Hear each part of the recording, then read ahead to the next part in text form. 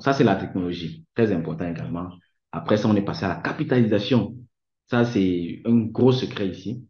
Et ceux qui ne comprennent pas ça tombent généralement dans le piège. Il y a beaucoup de personnes qui achètent des crypto-monnaies parce que ça a beaucoup de zéros. Si c'est à 1 dollar, c'est déjà cher.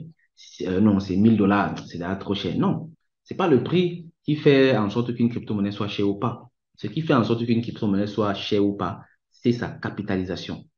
Parce que la capitalisation, la market cap, bon, on calcule la market cap en faisant le prix de la crypto-monnaie multiplié par la quantité de pièces en circulation. Vous voyez que là, ça n'a pas encore puisé dans le supply, le vesting et autres, c'est la tokenomique, pour compléter l'information.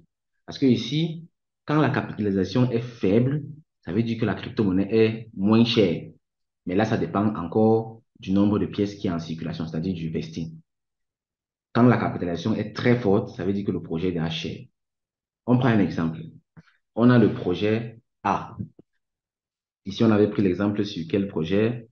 On a pris le Bitcoin et puis on a pris le deuxième projet qu'on a pris ici, c'était, j'oublie un peu, le Starlink. Oui, le Starlink. Donc, le Starlink, c'est un projet qui est à, je crois, dans les 20 millions, 15 millions de capitalisation boursière. Maintenant, la question qu'on s'est posée, c'est, OK, lequel des deux projets est cher ou moins cher? Le projet Bitcoin a, je crois, plus de 400 milliards de capitalisation.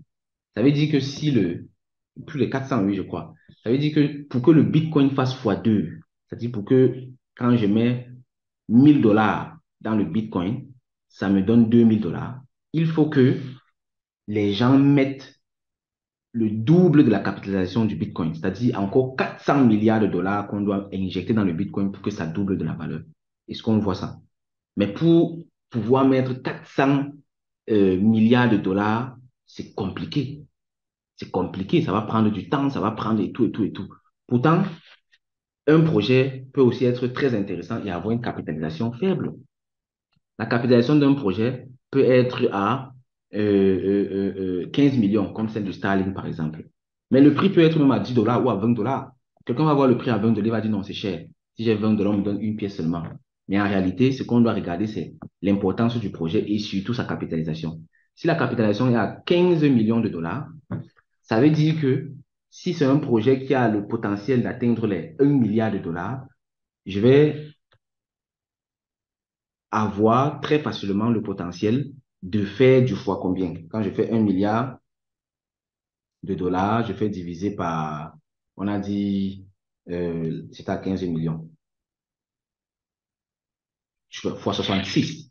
Fois 66, ça veut dire euh, 6600%. Donc, je peux faire 6600% si la capitalisation passe de 15 millions là à 1 milliard de dollars.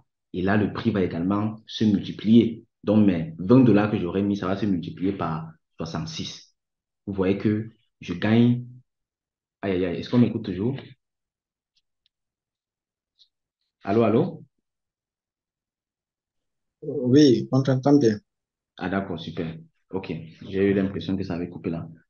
Donc ici, on voit clairement. Et il est plus facile de faire en sorte que le projet de 15 millions de dollars ici passe à 1 milliard, ou bien restons même fois 2 seulement, puisqu'on a pris le Bitcoin fois 2 aussi.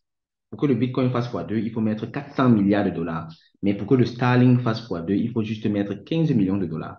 C'est-à-dire que quelques personnes peuvent faire passer le Starlink à fois 2. Pourtant, pour faire passer le Bitcoin à fois 2, ah, c'est plus compliqué.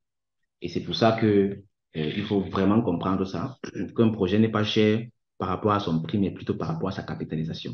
Et là, maintenant, il faut avoir les préalables. Il faut avoir les préalables, il faut connaître sa situation en soi, il faut connaître son aversion au risque, il faut connaître l'étendue de son capital.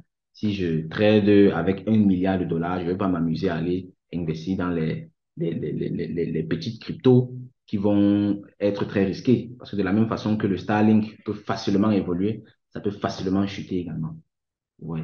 Donc, il y a beaucoup de préalables à comprendre. Le money management, la psychologie du trader, l'allocution du portefeuille, ainsi de suite, ainsi de suite. Donc, il y a beaucoup de choses. Mais ce qu'il faut comprendre ici, c'est qu'on doit regarder la capitalisation d'un projet et non son prix.